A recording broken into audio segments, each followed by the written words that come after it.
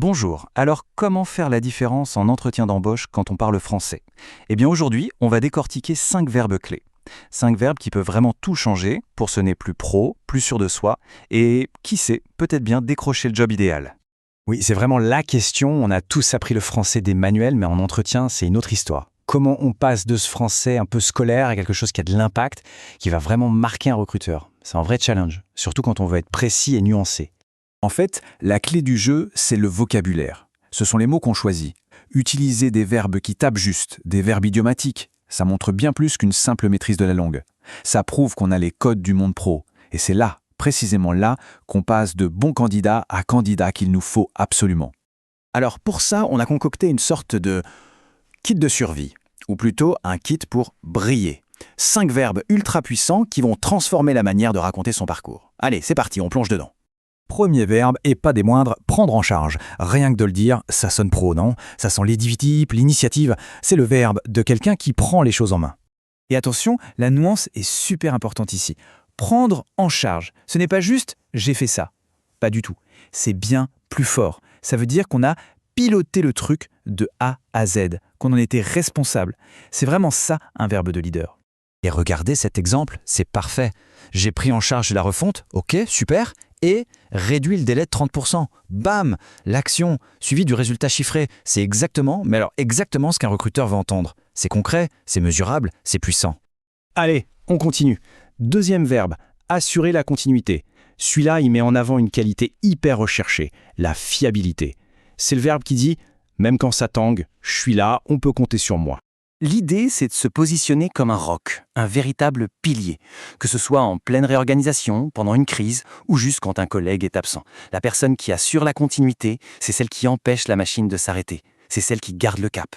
La phrase peut paraître simple, mais son impact est énorme. Elle respire la stabilité, la rigueur, le professionnalisme. En un instant, la personne en face se dit « Ok, cette personne est solide ». Troisième verbe, faire le point. Là, on passe du côté de la stratégie, de l'analyse. C'est le verbe de celles et ceux qui savent prendre de la hauteur, qui regardent la carte avant de foncer. Et le but, quand on fait le point, ce n'est pas juste de faire un joli rapport. Non, non. Le but, c'est de synthétiser l'info pour agir, pour prendre des décisions, pour prioriser.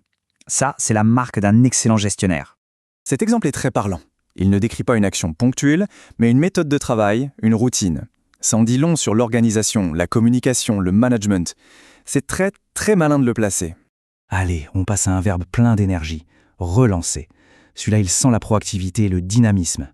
C'est le verbe de quelqu'un qui ne reste pas les bras croisés à attendre que les choses se passent. En gros, relancer, c'est le verbe qui débloque les situations. Que ce soit un client qui ne répond pas, un partenaire un peu lent ou un projet qui patine, on ne subit pas, on agit, on relance. Et là encore, regardez l'enchaînement cause-conséquence. J'ai fait une action, j'ai relancé. Et ça a produit un résultat, le budget était débloqué. C'est limpide, c'est efficace, et ça marque des points à tous les coups. On arrive au cinquième et dernier verbe, et c'est peut-être le plus crucial de tous aujourd'hui. S'adapter. C'est le mot-clé du moment. Il évoque l'agilité, la souplesse, la capacité à apprendre en permanence. On le sait tous, le monde du travail bouge à une vitesse folle. Du coup, la capacité à s'adapter, ce n'est plus une option, c'est une compétence de base. Ce verbe, il dit simplement « face à la nouveauté, je ne panie pas, j'apprends et j'avance ».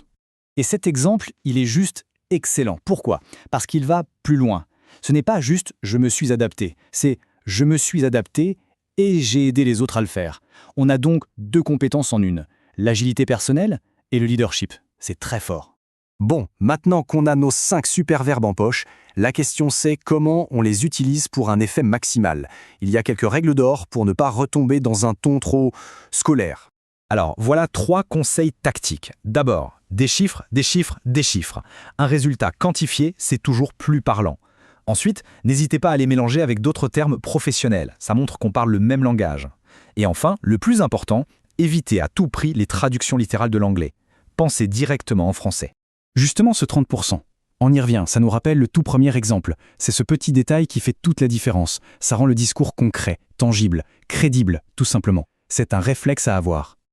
Ok, à cette théorie. Place à la pratique. Voici une petite mise en situation, un script rapide qui combine tout ça. L'idée, c'est vraiment de se l'approprier, pourquoi pas en le lisant à voix haute. Et voilà, en à peine 4 phrases, on a tout. l'ambition, la gestion de crise, la méthode de suivi et l'agilité. On voit bien comment ces verbes s'articulent pour dessiner un profil super complet et super convaincant. Et voilà, avec ces 5 verbes, on a déjà une base extrêmement solide. La question à se poser maintenant, c'est, pour le prochain entretien, lequel de ces verbes permettra de mettre en lumière la bonne expérience au bon moment? C'est par là que ça commence, la construction d'un discours qui, vraiment, peut tout changer.